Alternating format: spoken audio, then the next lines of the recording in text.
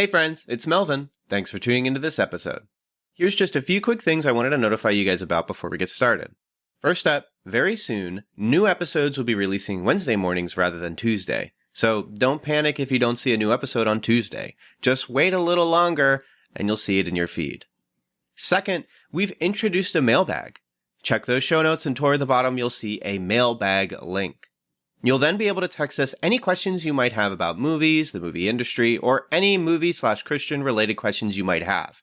Then we'll respond in a future episode, so send us your questions now. Up next, Patreon polls, which are available to Patreon supporters at the $3 tier or higher, have been updated. Supporters can now suggest films or shows to be reviewed at the end of each month. The two most liked submissions will become the options for the Patreon poll. So if you want to hear us talk about your favorite movie or show, join our Patreon and start campaigning. And lastly, whether you're a new or longtime listener, please consider writing a review or rating the Cinematic Doctrine podcast on iTunes and Spotify. Apart from financially supporting on Patreon, these are the two most helpful ways to support the show. And that's it. Enjoy the episode. You're listening to Cinematic Doctrine.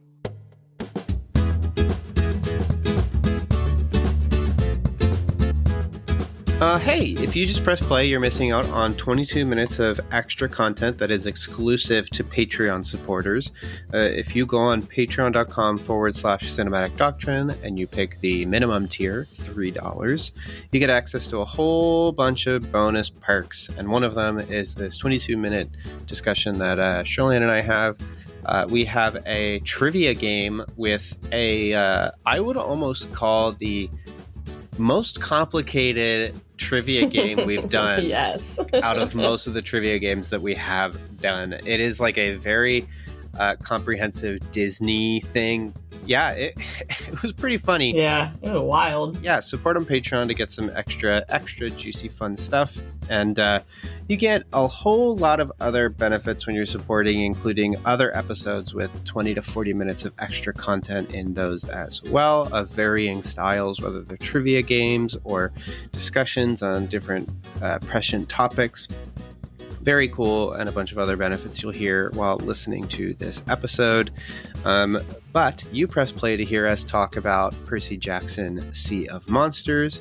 We are going to do a Party Pleaser episode, so a follow-up to our previous Party Pleaser episode on Percy Jackson, wherein we did the Lightning Thief, the initial one, I think from 2011 is what it was listed.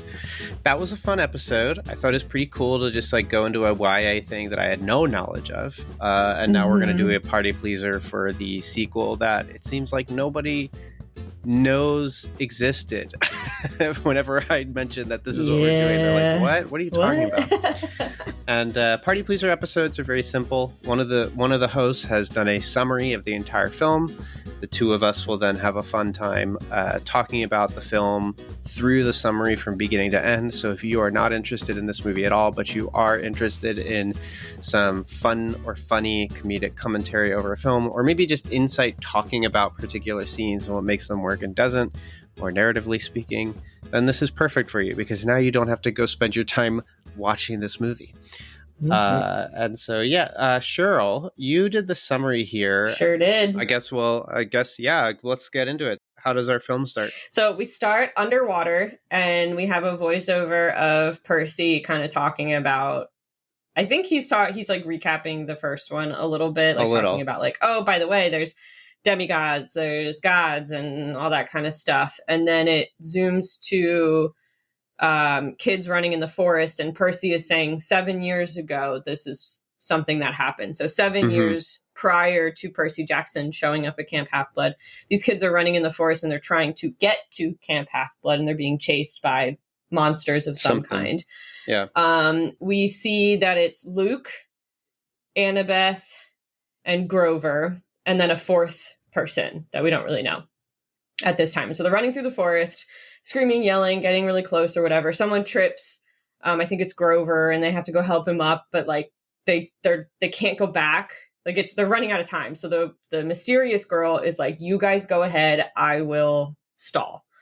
So she tries to fight whatever it is that's coming for her, but the monster like tosses and throws her into a tree and she dies. turns out this is Talia, the daughter of Zeus. And for once in his life, Zeus does something very nice and turns her into a tree that becomes the barrier around Camp Half-Blood. So then after that, we jump back to present time. So after Percy has done his quest and everything, there's like this big gauntlet going on, this big thing spinning in a coliseum, and him and a bunch of other half-bloods are trying to get to the very top. And he seems to be competing with a particular half-blood named Clarice, who I think is the daughter of Ares.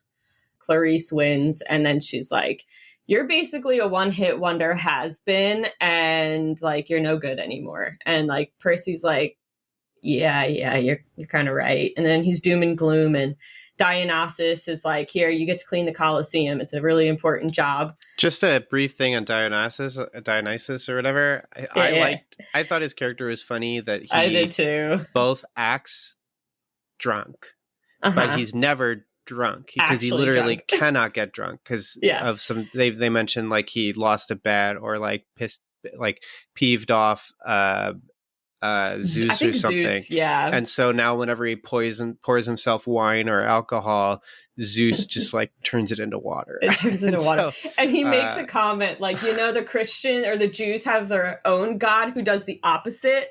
Now that's a true God. There was like, that. And then he also gets everyone's names wrong, like as if he was drunk. So it's just like there's these little touches that, like, just as a side character, immediately I was like, this movie might have something. So I like that. It might, yes. So while Percy definitely kind of like agrees with the fact that he's a one-hit wonder, he does struggle with it. I mean, who wouldn't? So he's like out at the water trying to talk to his dad, like, hey, I could use some help. Like, you want to give some fatherly advice? And like, obviously Poseidon doesn't say anything because the parents, the actual gods, are not allowed to talk to their kids for whatever reason. And I don't know why Percy's so upset about that, because like he knows that they can't. So like, of course he's not going to respond. So I feel like they didn't totally clear that up, because I can't remember. I think still at the end of the first one, they're still not allowed to talk to their kids. Like, nothing has changed. So they're not allowed to, but he's growing up, and so he's just upset. True. But in the end of the first one, Zeus does, of course, give them like a moment for those who are just not remembering or not aware.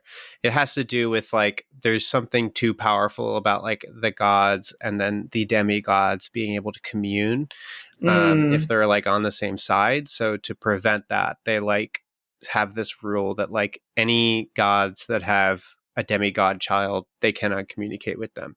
So then Percy's called to the principal's office, essentially, and Annabeth and Grover are like, it's Dionysus, you're going to be fine. But if it was Chiron, then you're kind of screwed. And then they show up and it's Chiron, and they're like, "Ooh, you did something bad." And then he goes in, and it's because they find out that Percy potentially has a half brother who is not a half blood, but a cyclops. Yeah, half-clops, played by Douglas Smith, who people might recognize.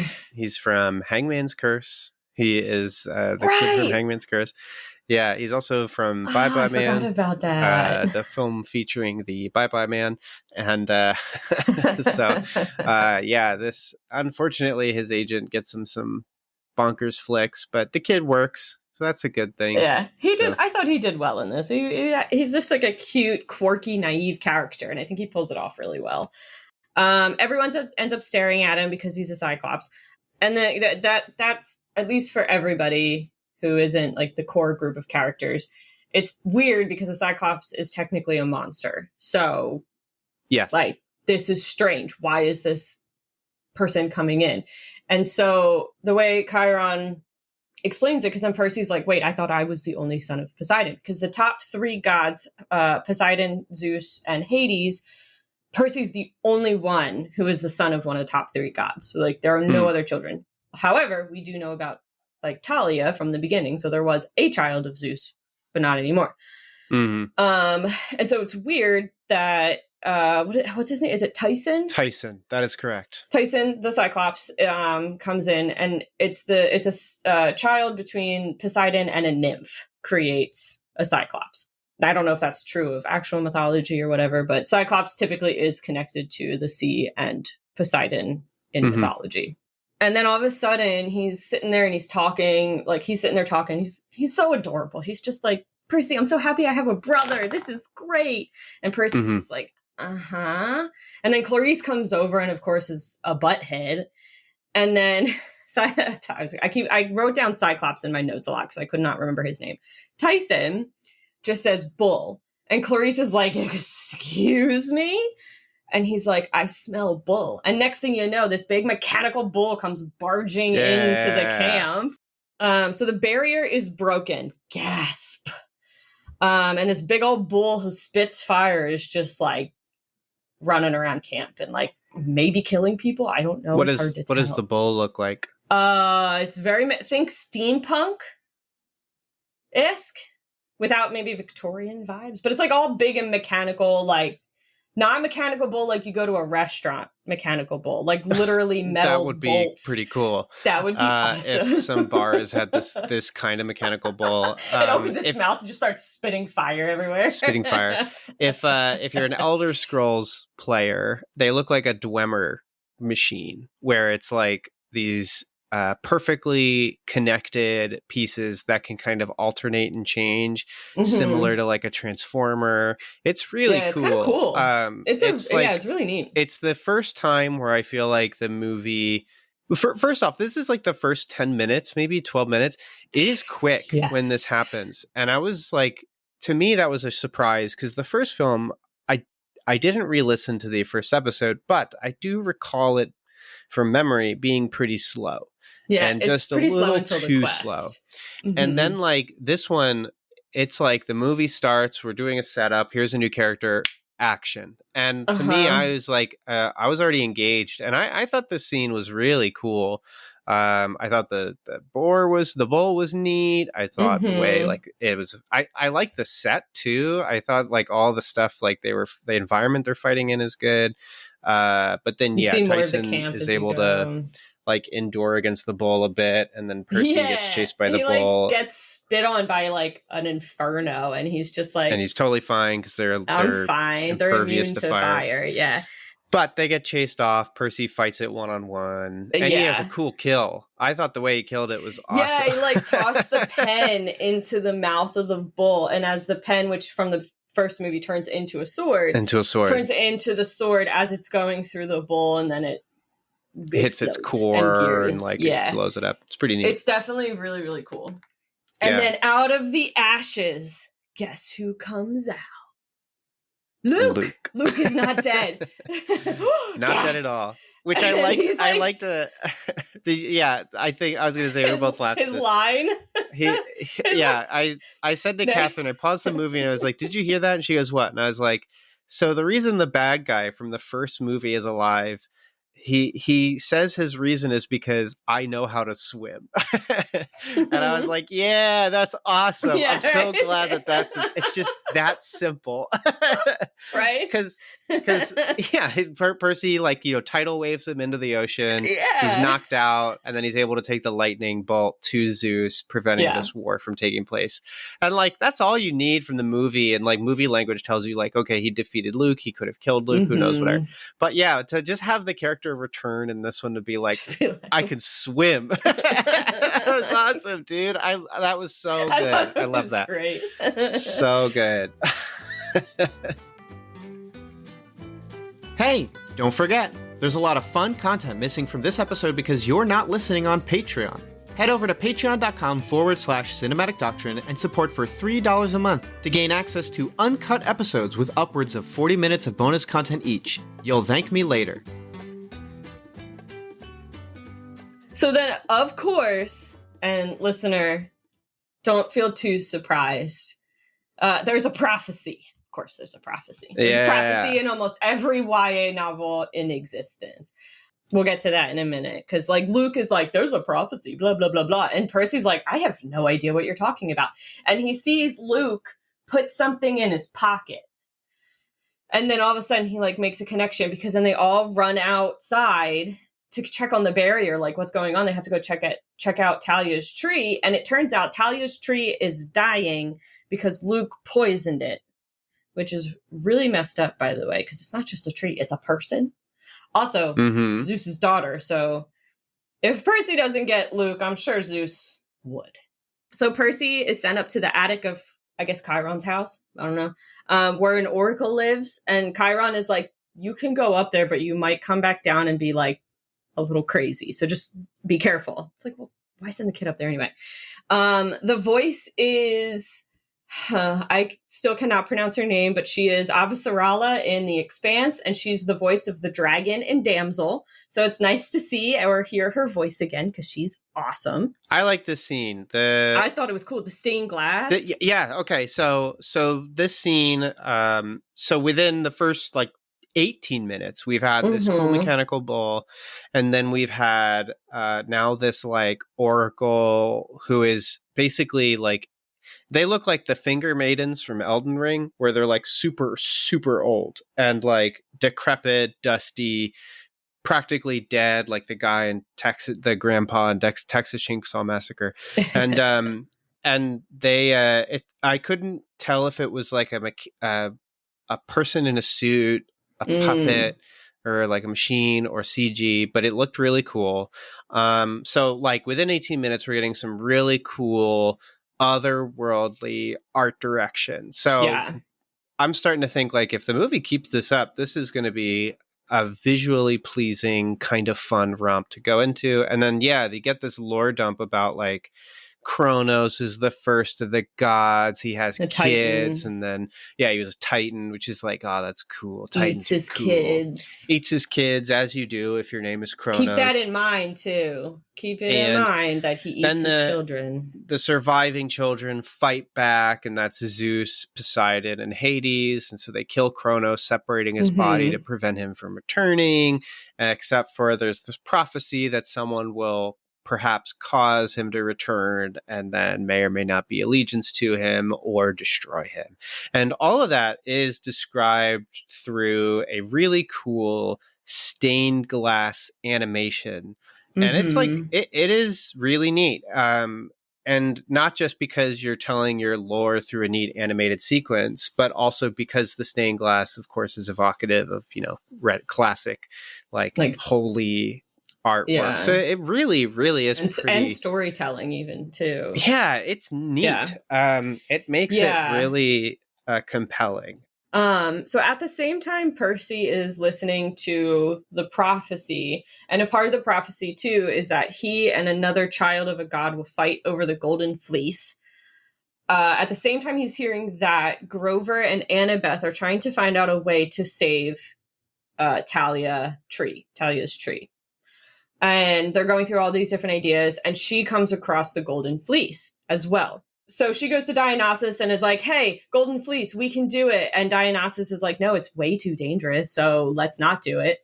Fast forward. Oh, and then Percy, he comes back and he's all spooky and recites the prophecy and blah, blah, blah.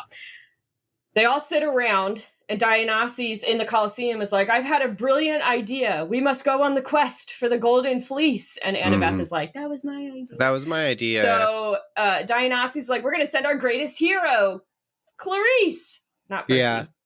So, and then a satyr has to go too, because a satyr is the only one who can tell where the golden fleece is. It's a satyr kind of has a homing beacon to it.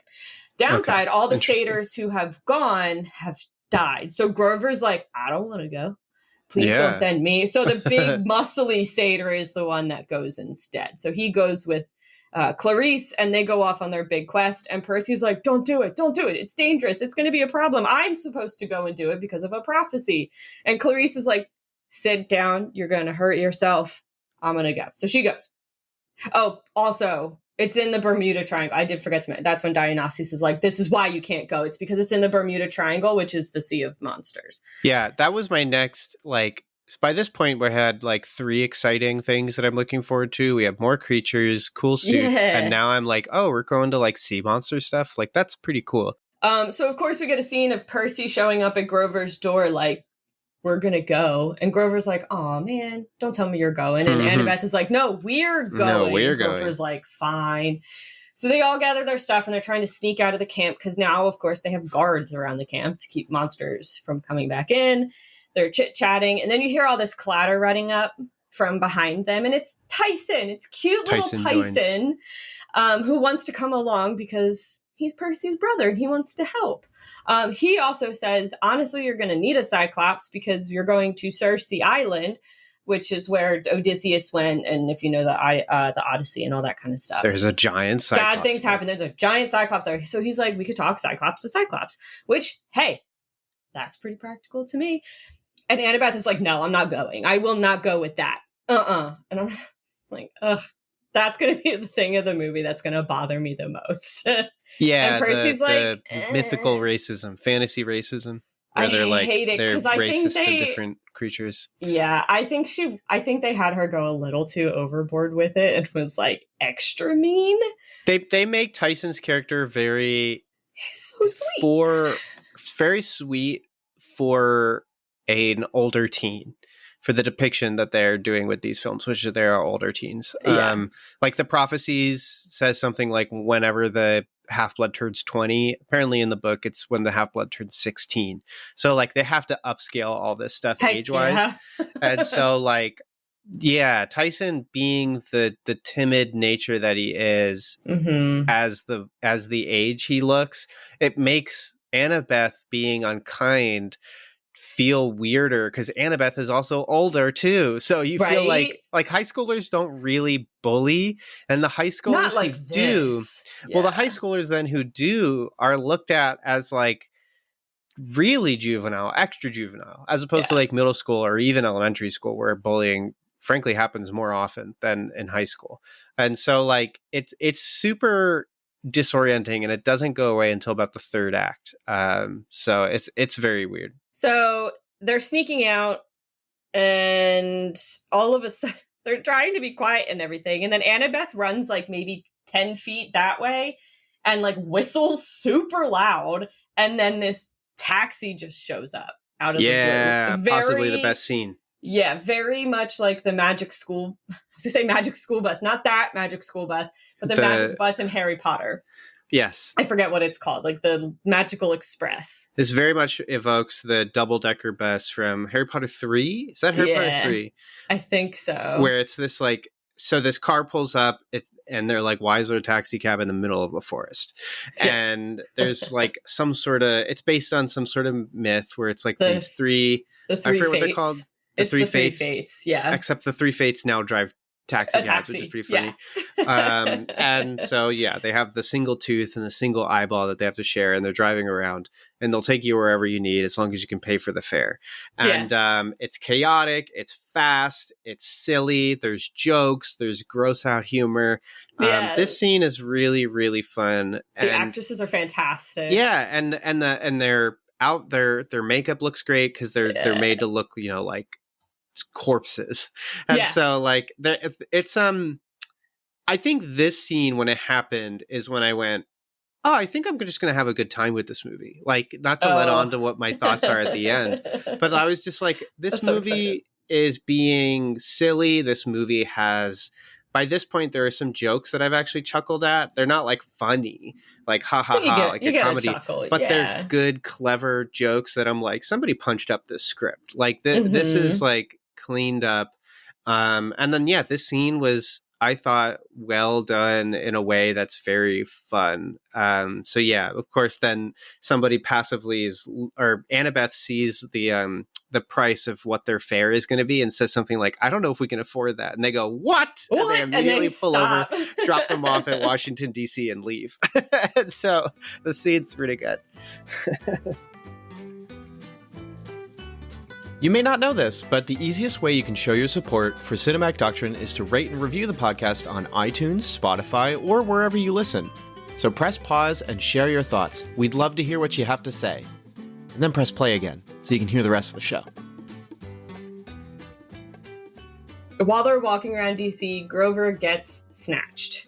So Luke is the son of Hermes, And so one of the kids is like, we should go talk to Hermes to see if he can figure out where Luke is. Another good highlight. Yeah. So we go to a post office. The ops store. Yeah. And calling all ops. Nathan Fillion is the father of Luke. Very funny. He's got obviously great comedic timing. He's got some good lines. He's got like his walking stick is I don't think it's the medicine logo, but it's you would recognize there's a flower like an actual flower company in our real world that has Hermes as its logo, and I'm pretty sure he's holding the stick. It's got 2 wings on it and then snakes wrapped around it, and they talk to each other. And he's like, guys, you have to use the long S to sound like a snake. And they're like, what? No, we don't. That's and racist. They like fight about it. It's they're like, yeah, they do mention that. He does make a Firefly reference to anybody out there who has seen the show Firefly, and I thought it was wonderfully sad and brilliant. I think in every TV show he's ever been in, there is always a reference to Firefly, and it's wonderful. And if you have not seen it, I definitely recommend it. It's very good. He sends the snakes off to go Google. I forget the name they use it, but go Google where Luke is. They have to look up where the fleece is or something, and also where Luke is. Something that, and then where Luke is. Yeah. So he sends them off to do that, and then he gives cool gadgets to the kids. Cool stuff. Some sort of like thermos that I guess spits wind, and he's like, "Don't open that in here." And Annabeth is like, "I won't." And then every time he turns away from Annabeth, he whips back to look at her, and she's like, "Dude, I'm not going to do anything." And then he also gives them a tape gun that if you take the tape and make a full a square or a closed shape, it disappears everything inside of it. Makes a hole. Yeah. Which I was waiting for them to use that on a monster. Me too. As a cool kill, that would have been neat, because the setup of having monsters in a movie is also to see them kill or be killed and see neat ways they do it, specifically monsters that are violent is what I mean. Exactly. Not monsters like Tyson. So I was waiting for so there's a scene later where they're gonna pass by a manticore, and it's dude, just put tape on it. Mm-hmm. It'll just it'll knock out a chunk of his body, like it's in Kung Pao when he punches that guy's chest. So it's just yes. Why not? They can just do that. They don't have to have any problems anymore. Oh, Kronos' coffin is here. Just put tape around it and it'll vanish. It's so overpowered. Right? They just don't use it. I know. It's so annoying. So the snakes do find out that Luke is on his yacht off the coast of What's-It. I don't remember the name, but he's off the coast. They're going to the Bermuda Triangle. They're going to the Bermuda Triangle. So the kids are able to get to a dock, and they're like, "There's the yacht." Yeah, I thought it was funny that he was it was there. He was Luke wasn't that far. Yeah, right. And they're like, "How are we going to do this?" And Tyson is like, "I know. I'm going to ask Dad for help." And he just goes down, and Percy's like, "I don't know. You're going to be disappointed." He doesn't really talk. And Tyson just sticks his hand in the water and goes, "Dad, we really need your help." And then after a few seconds, a hippocampus shows up, and Percy's super jealous. Percy's very, very upset. I interpreted it more as he's comfortably bested. So there's a nice through line here. I think there's a little bit of both. There's a nice through line in this film that so the first one didn't have much, I don't know, character depth to it at all. And so this one, having Percy set up his character as someone who's I now have met my dad, and I actually have a real dad that isn't the scumbag from the first movie, who my mom just stays with because we need to literally eat, sleep, and breathe. And so there's a melancholy to his character arc where he is missing his dad. He wants to talk to him, and it almost sets it up how probably Christians sometimes feel, where you pray but you don't get talked back to overtly, and so you just kind of go back to it. And so I kind of liked this, and they actually just overtly say, Tyson just says, "Percy, you just have to have faith." So they're very much drawing on, I think, that aspect of character growth. And I thought it was pretty interesting. I liked the way it displayed this in kind of this fun quick way wherein like even when Percy had that conversation at the lake and left, we then see that the lake is like moving, and no, it's not the creature from Creepshow 2. And so like Poseidon does respond. Yeah, so there's something really and from the first one we already knew they don't have him do voiceover, but the first one Poseidon just broke the rule and just talked to him anyway, and they already set that up anyway, because I think Annabeth said like my mom talks to me sometimes too. Yeah, so all that to say is like this is when they're continuing that development, and Tyson isn't just a new character and isn't just a brother, but is also now like a touch point for Percy's development as a character, and I thought that was adding something more to the film. So I like this stuff. Yeah, no, I see where I think I like that interpretation a lot better. I think a lot of what I was feeling was just like, because Annabeth is so negatively over here. So mean, yeah. It just kind of overshadows a little bit more of Percy and his feelings, that like I'm automatically kind of falling into the like, he's just super jealous that his dad responded to his brother instead. But I do like your interpretation. Percy, it doesn't seem like Percy knows what to do with the fact that Tyson is my brother, and Percy wants family. And so he's like, Tyson's my brother. I've just seen my dad also talk to Tyson, like communicate in response to Tyson.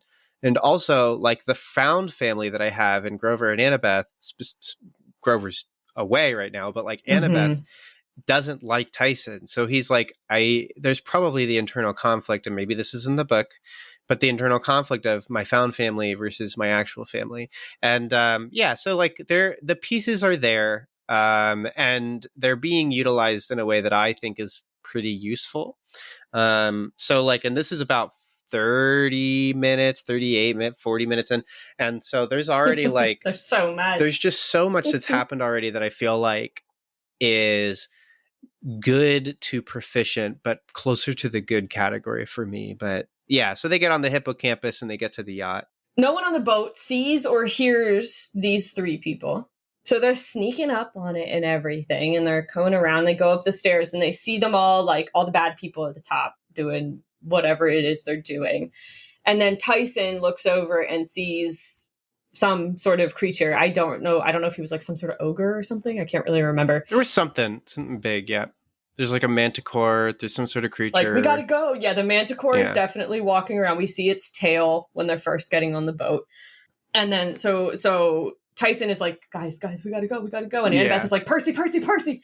And they do hide, but they don't hide well. Yeah, they get caught. Because they get caught right away. Because the manticore finds them. Like, the manticore is able to like. I told you he'd have a brig. Yeah, it's pretty funny. Yeah, because I'm like, it doesn't have a brig. Luke is a bit of a creep with Annabeth, in my opinion. He like says something to her, like he just comes across a little. I have no creepy. Memory. I don't remember it's at all. Fine. There's like a whole conversation, like, you're here, great, you're here. I don't know. I already sent like Grover's already like over there getting the fleece for me, so like we're just hanging out essentially. So he's like, toss him in the brig, and then they like they get pushed in the brig. So they're in there, and he uses the tape, so it breaks out. Or no. Skipping an important part. They use the water to. They're sitting in all their cells. It's not important. They get locked away and then they get out. No, because now we find out. Now we find out why Annabeth is a butt to Tyson. Because Tyson, or wait, where was this in the movie? They're locked up. At this point, they're locked up, and she's just like, those people. Yeah, he overtly asks her, like, why are you so mean to Tyson? And she's like, I was there when, what's her name died? Clarice. When Clarice died. Clarice. Talia. Not Clarice is the other one. That's the other one. When Talia died, and it was killed by an ogre. Which looked dope, by the way, or not Cyclops. The ogre, the Cyclops. And the Cyclops, which maybe the other creature was an ogre.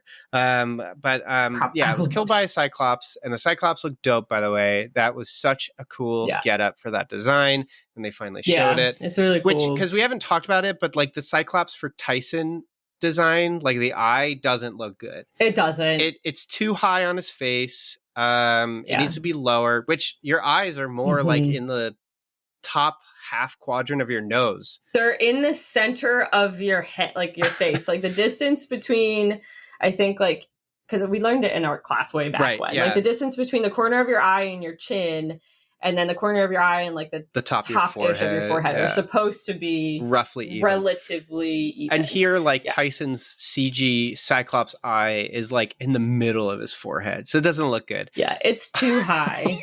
But then, this like adult Cyclops looked awesome. Enjoying this episode? Grab that share link and tell your friends. Word of mouth is the most effective way for a podcast to reach new listeners, so don't be shy. Share the episode wherever you can. But we end up learning that that's why she has this exact experience with the Cyclops killing the friend, and is why they, are afraid. And so, but then, they make minor amends, and then Percy uses go ahead. Well, I don't know if like a lot of amends are done there, and I don't know if the reveal of the Cyclops killing Talia comes later, but like as a viewer, this is, I mean, you might have been able to pick it up way before all of this too, but like this is where it becomes a little bit more overt before Annabeth actually says anything. But then, like Percy looks at his backpack, remembers all the cool gadgets, and is like, guys, hold on to something. And so he starts rocking the boat with his water powers. And I don't know why Luke doesn't just run downstairs, because, he's got the god of the son of the god of the sea in his brig. Like, come on. Like, what a dummy. Like, come on. He would be better if he pulled a Jonah and just threw him into the water. Like, there was no reason to put it. Yeah, it's super funny. Come on. So he's rocking the boat, literally, and Annabeth is reaching for the bag. The backpack. So she gets the backpack. Percy gets the tape, cuts a hole. He puts the tape in a square around the thing. This is the only time the tape is used, by the way, which is why we were joking about it earlier. They could have used it to sink the yacht, but I guess they just straight didn't want to kill them. Which I guess is fine. But then they sneak past the Manticore. They have a cool chase scene, like of them running. There's like a chase scene on the boat. Fights. Great line where Percy's like running away, but where are you going to run on a yacht? So he just climbs, and then he's standing on the top, and Luke gets to him, and Luke is just looks at him. He's like, "Dude, what are you on why are you on my roof? Get off my roof!" It's just he's so chill about the entire. He's so chill about being Luke evil. Is just like, what are you doing? But again, I feel so like funny. He needs to be.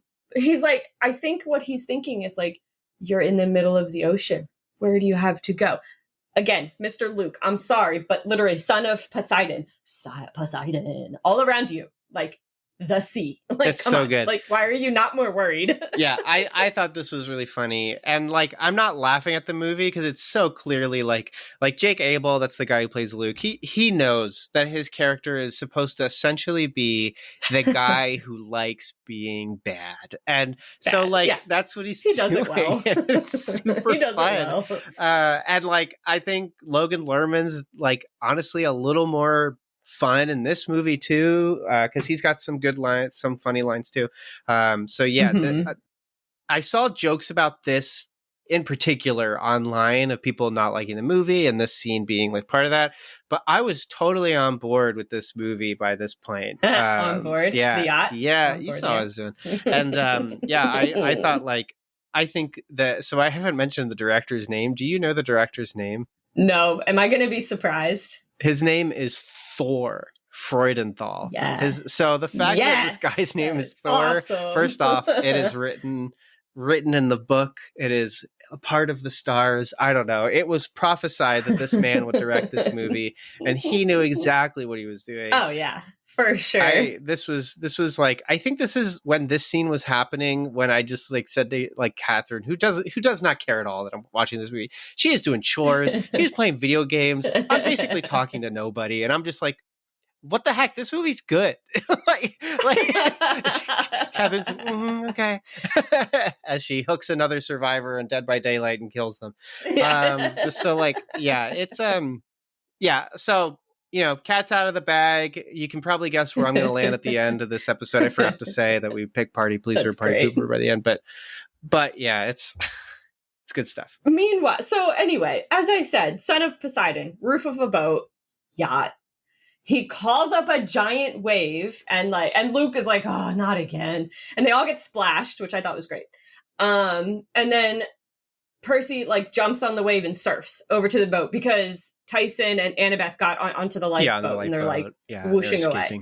And they're using the like thermos full of wind to like get away because Tyson dropped the motor into the ocean, which honestly I would too. So it's fine. Tyson, you're fine. I'm sure Tyson's really happy that you stand him. And then I don't know why this is possible, but Luke jumps onto the wave also. He's not wearing the fancy dad boots with the wings on them. So I don't know how he's doing this, but he gets on the same wave as Percy, who again can control the water. Yeah.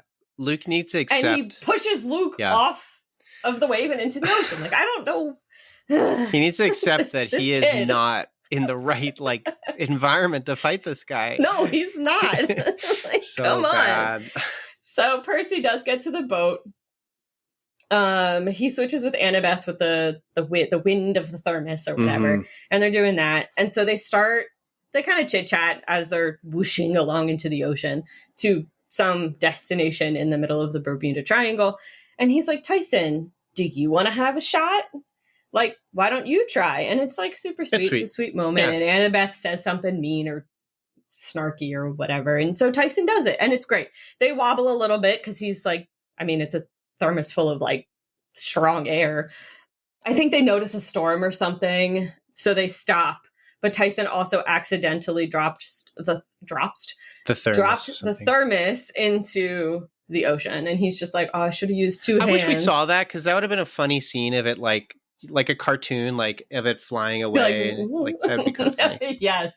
That would have been great. It's just like perpetually now like whooshing and zooming through the ocean. If the movie was a bit better, there's a couple ways you could do like more connective tissue to like up the ante. So like when they get off the yacht, using the tape to put a hole in the bottom, and then the water starts pouring into the yacht, so they all have to jump ship.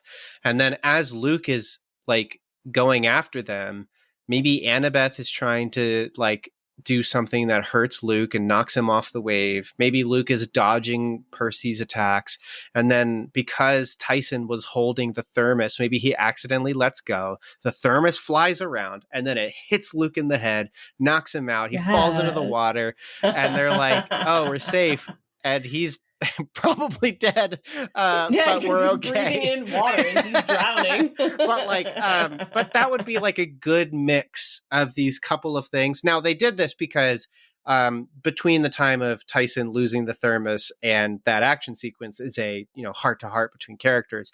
But like there's other ways we could do that, and you can still get to the scene that we get to now, which is a really cool giant monster. Yeah, big monster. Think if you've seen Dune, if you've seen Star Wars, it's like the big sandworm, except Pirates of the Caribbean 3. Yes, yeah, big whirlpool with lots of teeth. So cool. I wrote my note was big wee because they just go around a big old circle. Yeah, this is awesome. And then they end up inside the tummy of whatever they named their creature, but I can't remember what it is. I forget what the name was, but it was so cool. But it's really pretty inside. It's like it's almost like the way oil has like the rainbowy glisten and all that kind of stuff. Not quite stained glass because it's not as bright and colorful as that, but it definitely has like a really cool ethereal look. It looks like Guardians of the Galaxy type style stuff, where like except it's a stomach. Where half of the reason Guardians looks good is like the CG embraces the cartoony pop look. Forget what it's called. Pulp look. And like this movie, the CG, some people criticize as not looking good. I think it purposely looks cartoony because like that kind of adds to it. And yeah, the whole inside of this thing looks amazing. They put on gel lights like it's an Italian film. It looks great in here. And like it's so cool. It's really neat. And then they do like, they run into actually Clarice. The actual Clarice. And like, she's on this ancient boat with like guns. It's awesome. I don't remember. I want to say it's the Ironsides boat that was made during the Civil War. Can't remember if the North or South made it, but it is manned by a bunch of Confederate soldiers who are now zombies because they sold their soul to Ares. Yeah, it's got or something. They like served Ares or something, but they're all zombies and they like do the bidding of Clarice. So it's the Vampire Diaries problem, where what's his name used to be a Confederate soldier, but he's supposed to be a hunk. Yeah. And that's why later in seasons they're like, he actually defected. He defected. We realized that's actually not a good thing. So anyways, it's 2013. That's not how they do it in the book of Vampire Diaries. They're actually Italian from the Italian Renaissance, but that's a different That's a safer bet, honestly. It is a much safer bet.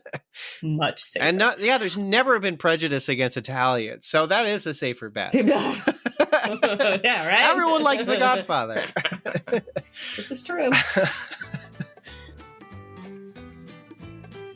Been itching for Cinematic Doctrine merch? Check out the support tiers on Patreon. We're offering merch to those who support at select tiers. So head on over to patreon.com/Cinematic Doctrine and share your support. There's a link in the show notes too. Anyways, they're cool because they're zombies, not because they're Confederate soldiers. That means they're bad. Exactly, yeah, right? Like a weird gray area. Meanwhile, so they're in a stomach, so it's like all stomach acid and everything, and then all of a sudden it starts gurgling. And Clarice has the boat like anchored into like some part of the stomach so that it doesn't get swallowed, because what's happening is the monster is starting to swallow, or the stomach is starting to like intake. Well, of course the chain breaks because it has to. It's dramatic comically effect. so. Like, we have to. It have is like something. Yeah, it's just like the single, like exactly the saying. And it's like it just. It's so funny. I was like, man, this is I'm watching a cartoon right now. It's great. So they're being drugged into like this razor sharp, like maw weird, thing. It looks like a uvula that has blades on it. It's with spikes. Yeah, it's super creepy. Gross. So she's like, turn the guns, we're gonna shoot it. And then Percy's like, wait a minute, let's shoot it at the wall of the stomach and give it a stomach ache. And I'm like, this is great. So it like, I don't know why though. He like, if the gun is facing, let's say the gun is facing north and he has to go west. You know what he does? He goes north, east, south, west. He goes the long way around. Yeah. And I'm like, wait. I mean, maybe it can only turn that way. This I don't is know. why the Confederates lost. Their engineering is so bad. That's the long way around. So he does. He shoots a hole in the stomach. So I'm like, talk about acid reflux for the poor sea serpent or whatever. So they're able to get through. They come up and they're fine. And they arrive at Shirleon, which is basically a theme park. Yeah, they end up finding it, the place they're supposed to go to. So they, make land. So they're walking around and they're like, where could the cyclops be? And I forget the name of plummet of death. And Percy's like, I think it's in there. And they're like, well, I don't know. And then all of a sudden there's like a big yell and they're like, yep, okay. So they go in and then they're like staring at like whatever. And then in the background you see Tyson and he's just walking the entire queue line. Oh, was he? That's so funny. I didn't even think. Yes, it was so cute.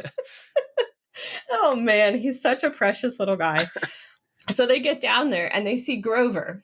And Grover is dressed as a woman cyclops. He's got like a giant eye. I don't know where he's got his eye, but an eye taped to his forehead because the current cyclops there just like, can't see. He's like kind of sort of blind. Yeah, he's going blind. So he's talking and so. He's like, I'm da.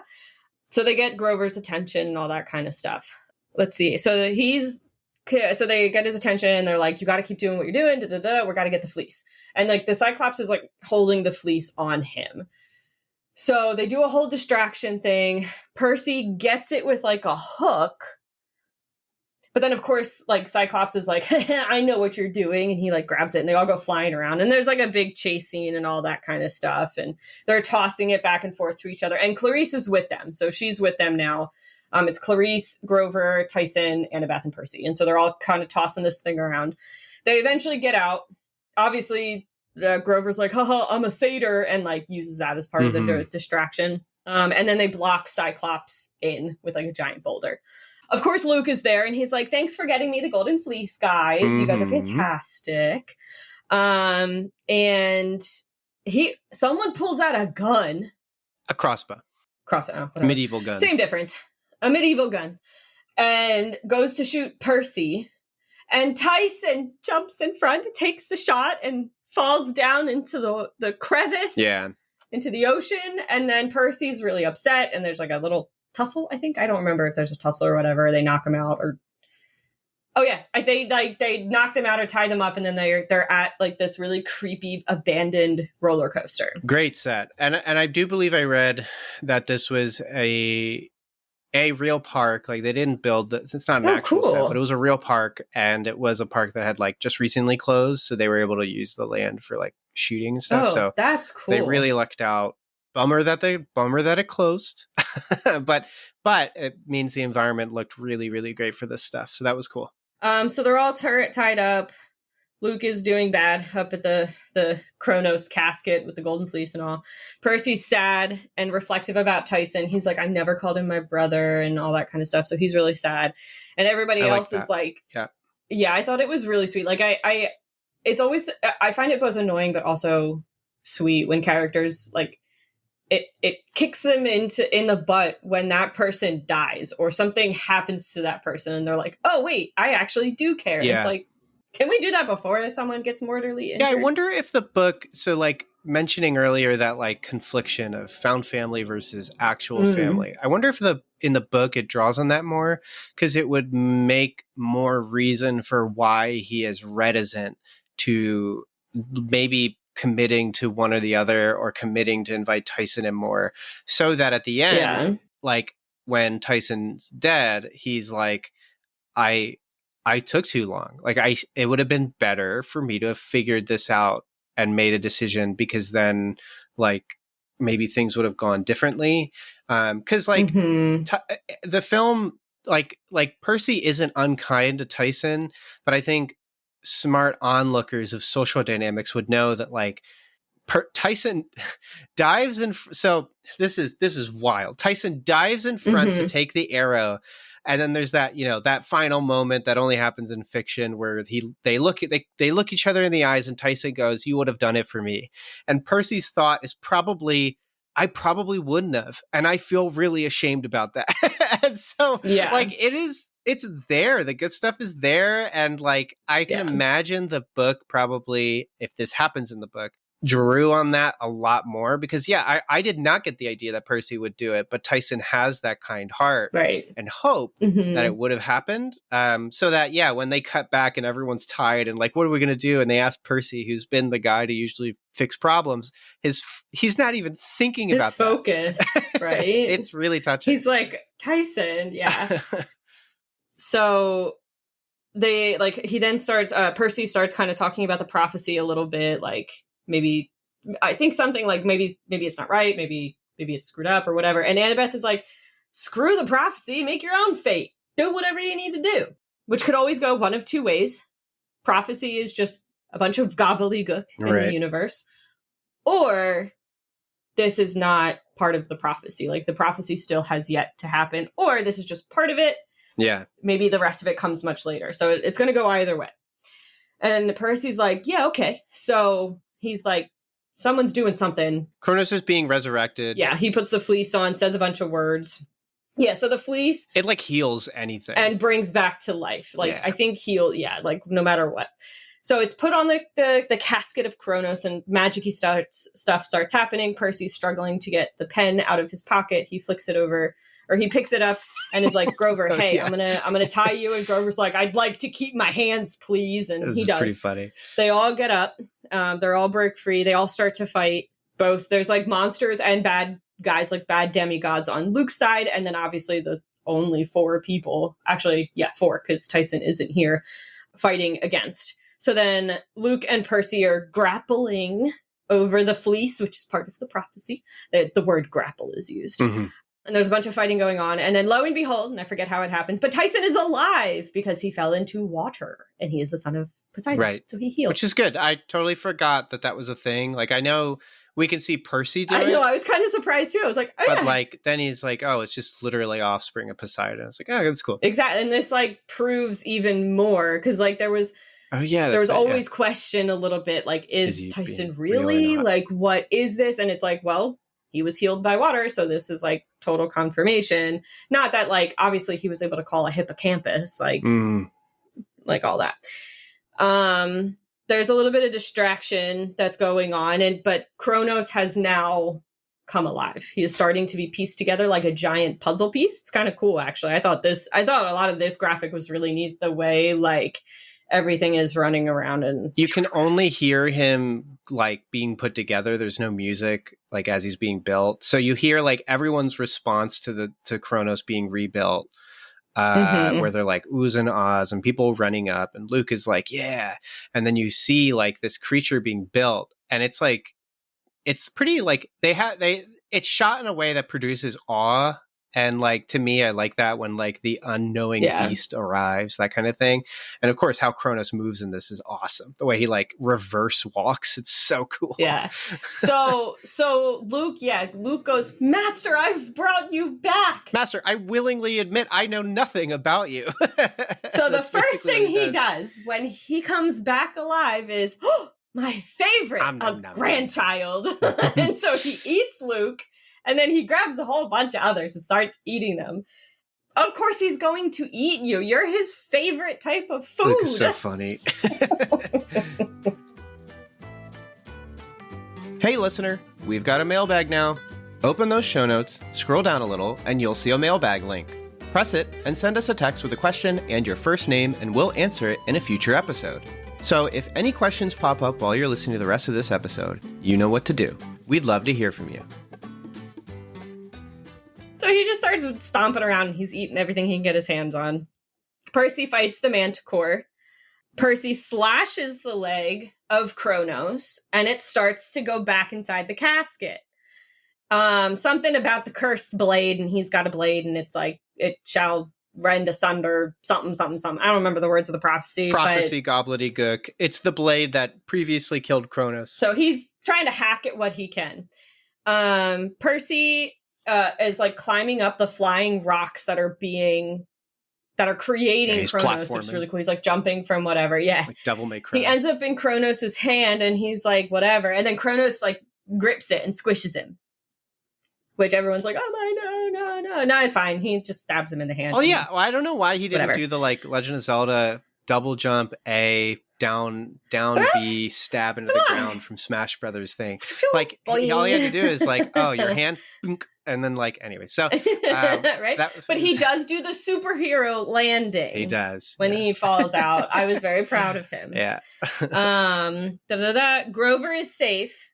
By the way, there was I think Grover got eaten. I missed him being eaten. Yeah, I didn't realize he got eaten. Apparently Luke and Grover don't get eaten. They don't get eaten in the book, and I don't think Kronos shows up in this book either. Is I think what I read. I don't know. Don't at me. But well, we need it in the movie. Yeah, so Kronos has to have. I guess there was not enough time for digestion, so Luke and Grover are fine.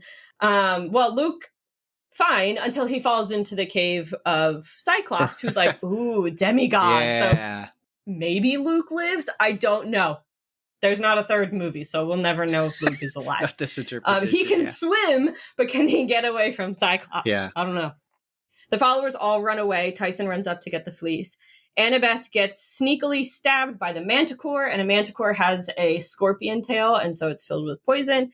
Clarice and Grover fight it, and I think kill it somehow. They cut off its tail and it runs away. There's a severe lack of dying in this movie. Yeah, it's kind of unfortunate. They use the fleece on Annabeth. She ends up being fine. She decides that Tyson is not so bad for a Cyclops. Clarice learns, because she was like, no, I can do everything on my own. Yeah. The power of friendship, and you can't do things by yourself. And then they're all back at camp. So they run out and they put the fleece on Talia. And it fixes the tree and it fixes the barrier. And then we have like something going on, blah, blah, blah. Heart There's to heart, like whatever. Kind of heart to heart. They're drinking nectar like it's a shot. It's whatever. And then someone comes up and he goes, Percy, you got to come look. Annabeth was at the tree and something has happened. And they're like, oh my gosh, what is it? Talia is alive because the fleece is hecka powerful. This is so cool. I thought this was so cool. Talia is alive. Yeah. And then Percy's like, wait a minute. Does the prophecy mean I'm going to fight against Zeus's daughter? Yeah, this was great. Who knows? Fade to black, movie over. Yeah, and to never to be continued again, because this particular run is over. Hey there, listener. Want to influence the podcast? Head on over to patreon.com/cinematic doctrine and support the show for $3 a month. In doing so, you'll be able to vote on a movie poll that picks a film we discuss each month. So jump on over there and have your voice heard. Yeah, to get into like the end here, because there were no bloops, there were no second scene or anything. I thought, to get us started, I thought this was a lot of fun. I feel like this is one of those sequels where the sequel is like actually pretty good, and in this case, I think the sequel's better than the original film. I think I would agree. I think this one's so much more fun, so much more interesting. The stakes are a little lower because it's like, oh, the barrier's down. And then they have to elevate it because it's like, oh, Luke is going to try to resurrect the Titan that'll destroy everything. Yeah. All that stuff I really enjoyed. The practical effects and the creatures I liked. I thought the filmmaking itself was just better. And then the acting I really liked. I thought the characters were a ton of fun here. I think the biggest crimes against the movie is it feels more like an episode of television, a really long episode of television, not so much in execution, but more in like content. Like it feels like almost like a spin-off of a side story setting up pieces for the real main story, which is the Talia, the prophecy, the whatever. Mm-hmm. So it kind of feels like a lesser MCU movie in that way. And then like Luke is our main villain and there's no real threat from him because he's like a goofster. And like there isn't a lot he's not a very good villain. Yeah, and like I said, I like the roof line, and I think he's having a fun time doing this character. But the film lacks like threat. And so like there's that against it. And then the last thing is the ending is pretty rushed. When Kronos appears and then dies, it's so fast. There needed to be like Kronos is alive and we're hiding amongst the theme park. And he's walking around and like we have scenes of them running between stalls and you hear the footsteps and maybe they're like, all right, let's go. And they're about to step outside and then the foot comes down. So they're like, oh, wait, never mind. There needed to be maybe like 10 more minutes, 15 more minutes. And it would be that stuff. And that would make, I think, the ending more worthwhile. But would have felt a little more earned. Yeah. Too. And threatening. Cause like if Luke isn't scary. Luke is the character set not up compared to Kronos to be like, not compared to Kronos at all. Luke is set up to be the character that's redeemed later. That is how he's coded here, and I don't know if he's coded that way in the books, but he is here. Then I think like the movie ends in such a cool way with the fact that like this fleece not only brought back this dead body that was dead for 7 years, that now like they're just alive. Like that is such a cool thing, to the point that I'm like, I want to read these books or I want to watch that show because I want to know where that story goes. And so anyways, to me, like you could say like a commercial for the story that is Percy Jackson. This was really effective on me. But as a movie itself, party pleaser for me. I think this would be a ton of fun to watch with friends, both in the film itself, but also I think it has like silly, fun things that would make for a fun time with a bunch of friends, eating pizza, drinking beers, chilling, talking about like that one friend in the friend group who's read the books and is like, they're doing it wrong. Yes. And then the other friend who's like, who cares? It's funny. That's me. This is great. So, yeah. So I had a good time. But what about you? Let's see. I think you've convinced me that it's a party pleaser. First time. I definitely liked it. I know. I definitely liked it better than the first, but I also I don't think I'll ever put it on again. But it was fun. I do think I agree, having a little bit more of like the scenery and the environment that we really didn't have, like the fantastical environment that we did not have in the first one. Because like the first one was a statue garden. And like a motel. And then a motel. And one room in a museum. A casino. The top of the Empire State Building, which has been seen and done so many times in other movies. So I think that was actually one of our criticisms, was that the settings weren't that interesting. It just was, it was so plain. Like we could go anywhere in the United States and see this, but like not everyone could go to the Bermuda Triangle. Not everyone could go to an abandoned like theme park. Not everyone can get into a magical taxi driven by 3 crazy ladies. Yeah. So like that was nice to see, and like, and all that. And like Tyson is great. He's the best character. Grover is my second favorite character. Grover's pretty cool. He's kind of fun. He's just, I like that he's very like down to earth. Like, guys, we need to think about this before we do it. Okay, let's go. Yeah. And then he's like, I'm on board, but like, we got to think about this. Like, he's the rational one. So yeah, I think party pleaser. I think one gripe, and I don't know anything about the Golden Fleece as a myth, but I am a little bothered that it could be used multiple times.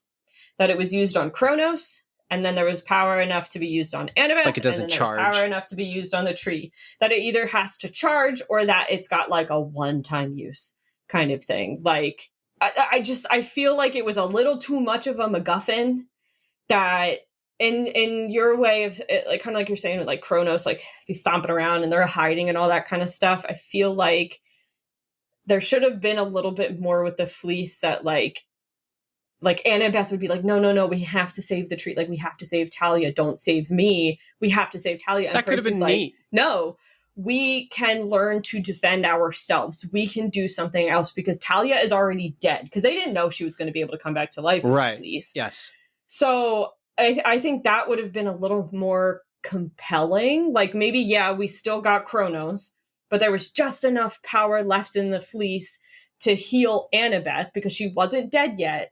But it was enough to heal, but maybe there would have been enough to heal the tree. Yeah. So like, I feel like the fleece was too powerful. Oh, it's and so that powerful. Was a little bit of a disappointment. Because then it's like, if the fleece was that powerful, it was way too easy to get, in my opinion. Anybody could have gotten it. Because a bunch of punk kids got it. A bunch of punk kids got it. And sure, the satyr had to go find it, but I'm pretty sure before they even got there, they're like, oh, it's with a cyclops on Circe Island. I'm like, well, then, like, if you know where it is, then why do you need a satyr? Like, and there's no cost. So to do the crime of Harry Potter again, that's to compare totally Harry Potter in Sorcerer's Stone, to get to the end, to get to the Sorcerer's Stone, the three main characters are quote unquote killed off. They're basically cast like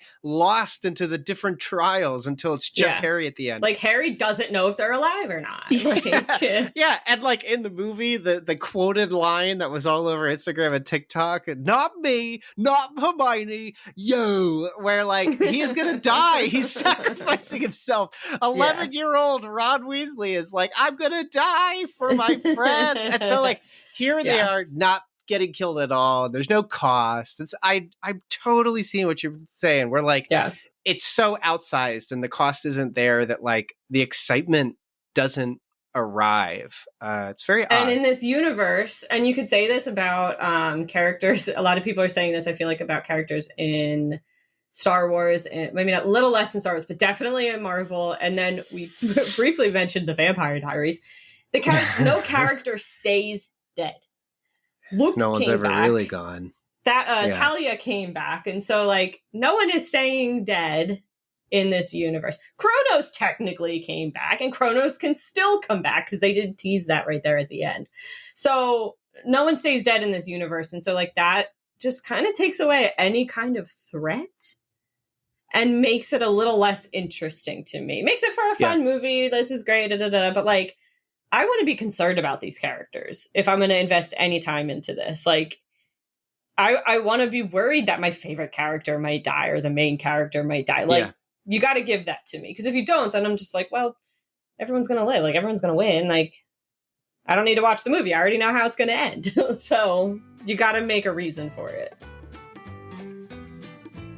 Want some quick updates on the podcast? Follow the Cinematic Doctrine Instagram for cool posts and story updates. Press the link in the show notes or search Cinematic Doctrine, that's one word, in your Instagram app. Oh, and we're on Threads. Check us out there too.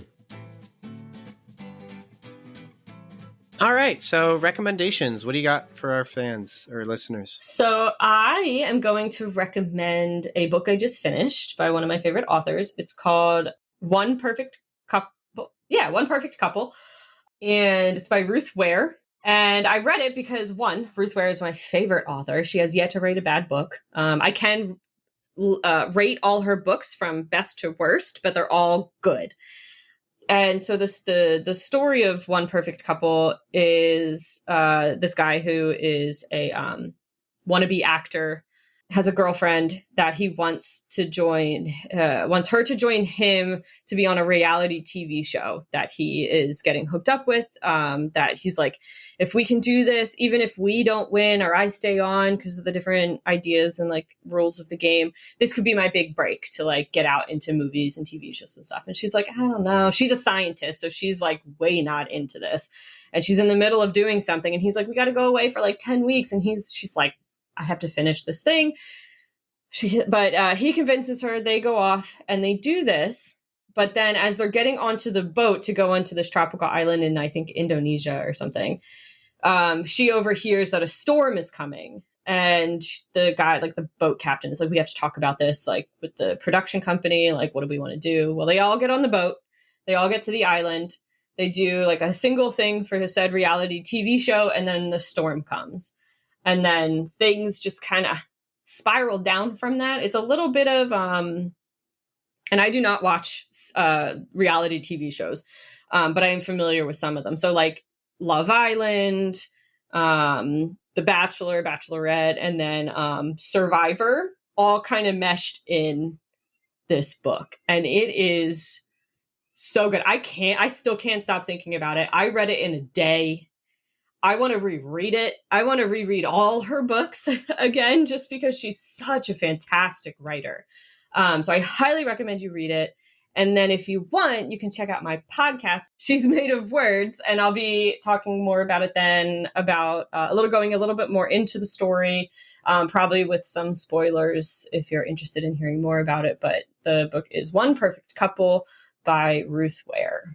And I'm going to recommend something I don't think I've recommended. And this is a movie that if like you're a horror movie fan, you've definitely heard this name, but you probably haven't gotten around to watching it. Or maybe you have watched it and you're trying to convince other people to do so. So I'm going to join you as well.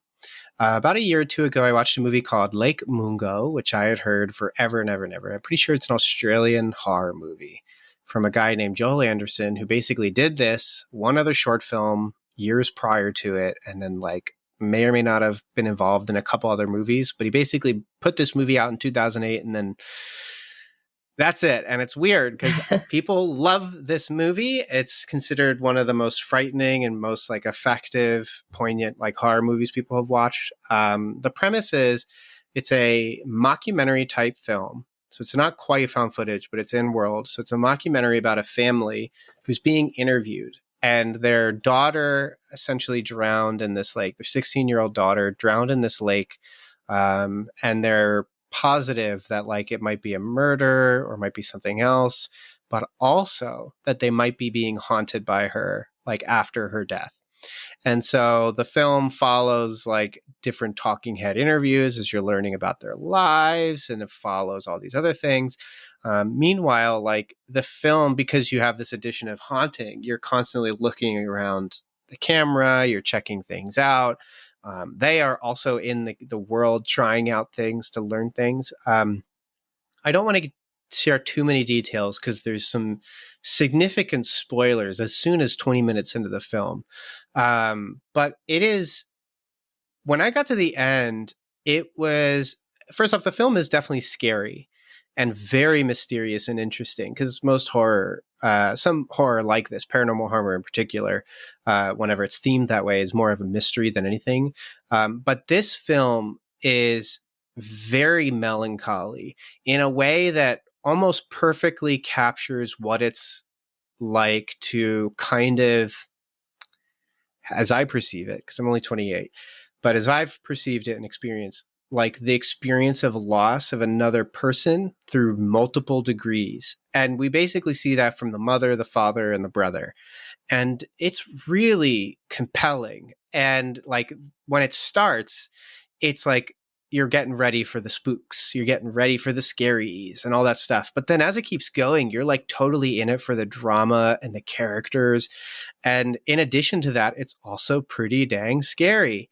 And it's this fascinating thing where like, if they were being haunted or if for some reason this character came back to life, just them being there to explain everything would solve everything, but that perpetual melancholy of the fact that they're dead and they're never coming back and they'll never say anything again and you'll never spend time with them again and all that's over.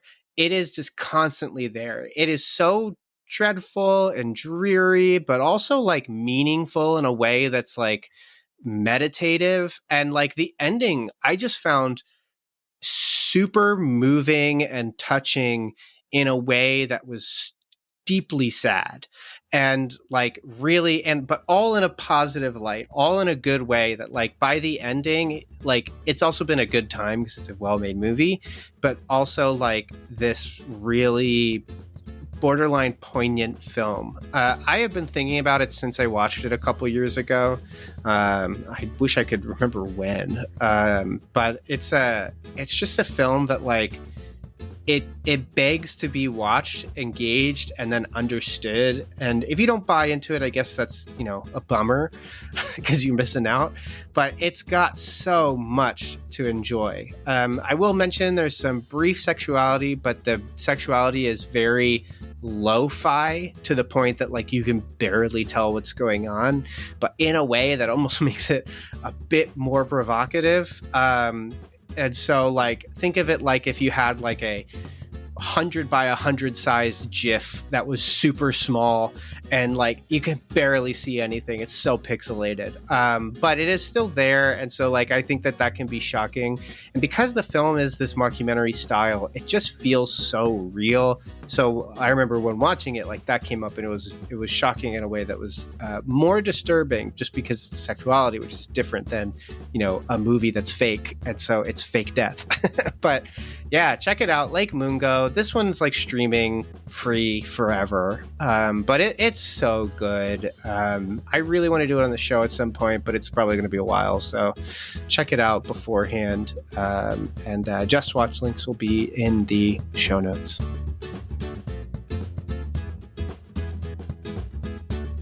Thanks so much for checking out this episode of Cinematic Doctrine.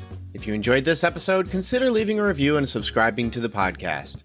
And as mentioned before, Cinematic Doctrine has a Patreon. For as little as $3 a month, you're opted into a once-a-month movie poll where you decide a movie we discuss on the podcast. There are other unique benefits that come with supporting the podcast, so be sure to check that out at patreon.com/Cinematic Doctrine. A special shout out to those who support at the Art House Theater tier on Patreon. Thank you so much, Mom, Dad, Melanie, Shirleon, and Thomas. You guys are the best, and your continued monetary support is greatly appreciated. Until next time, stay cool. Want some Cinematic Doctrine swag? You're in luck. We've got 3-inch Cinematic Doctrine logo stickers exclusive for Patreon supporters. Perfect for your travel mug or laptop. Head over to patreon.com/Cinematic Doctrine, link in the show notes, and choose the independent theater tier. Doing so will net you other perks too. But let's be real, the podcast stickers are the coolest perk. So get yourself some podcast stickers by supporting on Patreon.